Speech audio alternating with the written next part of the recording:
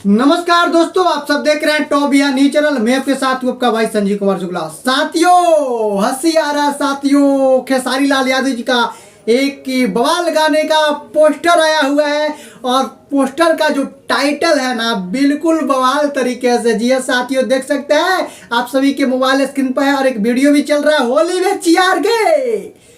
में चियार के, जो कि बिल्कुल बवाल गाना साथियों।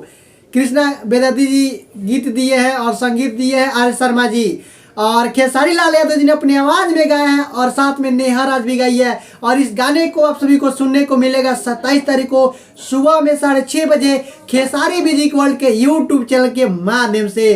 तो साथियों, होली में चियार के अरे रे बवाल तो होगा। हम जानते हैं आप लोग बवाल करेंगे, ऐसे ही गाने का आप लोग इंतजार कर रहे थे, तो आप सभी का इंतजार हुआ खत्म। 27 तारीख नज़दीक आ रहा है और साथियों आज 26 हो गया, कल 27 हो गया, आज 26 है, कल 27 हो गया और सरस्वती पूजा भी है। तो होली में कल चियार के गाना सुनिएगा सुबह 6:30 बजे खेसारी म्यूजिक वर्ल्ड के यूट्यूब चैनल के माध्यम से।